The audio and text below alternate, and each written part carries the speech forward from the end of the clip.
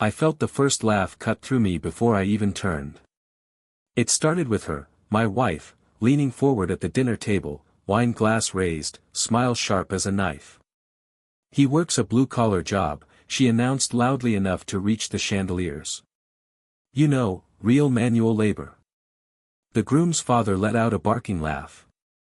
200 guests followed with smirks, glances, and whispers.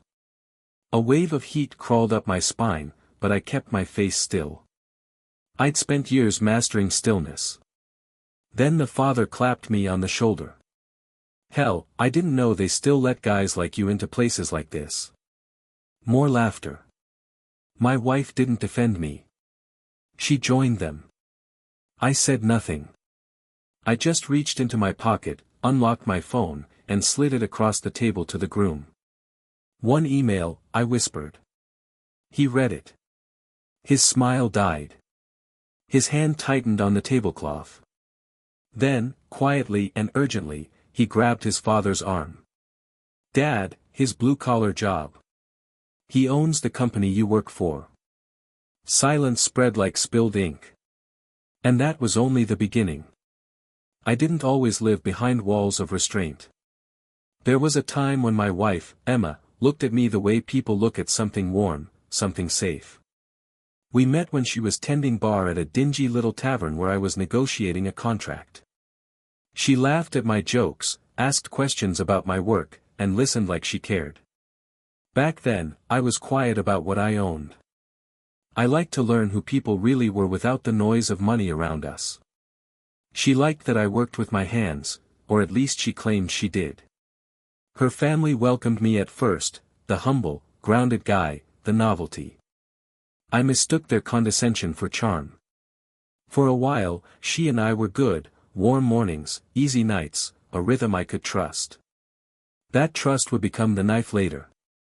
The change wasn't loud. It never is.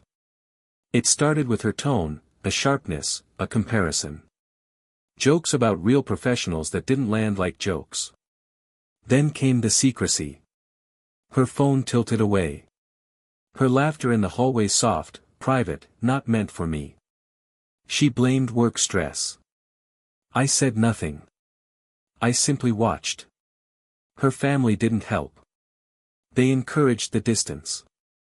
Little nudges, little digs. "You could have married someone with ambition," her sister once whispered, not knowing I was standing behind the door. I didn't confront her. I collected moments like evidence. Suspicion is quiet. So was I. The truth arrived on a night thick with rain. She came home late, hair perfect, perfume unfamiliar, smile forced. But it was her laptop that gave her away. She forgot to close her messages. I didn't snoop. I simply sat down as the notifications blinked like warning lights. I read enough. Her lover's name. Her plans. Her complaints about me. How her family agreed she deserved someone better. The world didn't spin. It froze. My hands went numb. My chest burned cold, but my thoughts sharpened. I wasn't losing her. I was shedding her. Pain turned into purpose. Emotion drained out of me until only calculation remained. I whispered one thing to the empty room: "Thank you for making this simple." Revenge isn't rage. Revenge is order. Over the next months, I built a quiet architecture of consequences. First, I tightened the structure of my company. Assets shifted. Authority consolidated. Financial strings pulled into my grasp alone.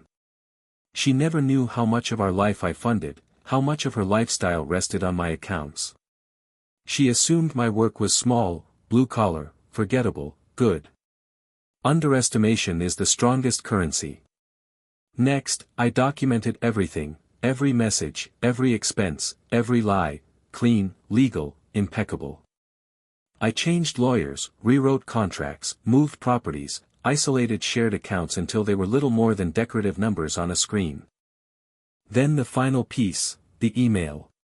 One message outlining the company restructuring, her affair partner's department dissolved, positions merged, and her father-in-law's role placed under direct evaluation by me. Not fired, just accountable. I scheduled that email to send the morning of her sister's wedding. Let the universe do the staging. So when she mocked me loudly, publicly, intentionally, she only triggered the final movement of a symphony already composed. The groom finished reading the email, face pale as ash. His father snatched the phone, eyes scanning the screen, going from arrogant to terrified in seconds. "I didn't know," he stammered. "No," I cut in softly. "You didn't." Emma's face drained of color. "What? What is this?" I turned to her slowly, calm as winter. "Your definition of a blue-collar job," I said, "was always small. Mine wasn't." She reached for me. I stepped back. The groom stood, voice shaking. "Dad, that division merge, it puts your position under him directly." Gasps. Whispers. The room split into silence. Her lover approached, panicked, sweating. He tried to speak. I didn't look at him. He already knew his department was gone. He understood every doorway that once opened for him was about to lock. And Emma, she finally realized the cost of choosing mockery over loyalty. I gave her nothing. No shout, no dramatic exit, just the cold truth. "You mistook quiet for weakness." Then I walked out. The divorce was clean. She fought briefly, but the documentation ended the war before it began. She kept her clothes, her car, her name. Everything built from my years of work returned to my side of the ledger. I rebuilt my life in silence, not alone, just undisturbed. Sometimes I drive past the old tavern where we met. The lights are dimmer now. Or maybe I'm just seeing clearly for the first time. Everything ends. Everything reveals itself. And as for Emma, the last message she ever sent me said only, "I didn't know who you really were." I never replied, because she had finally said something true, and the truth didn't need an answer.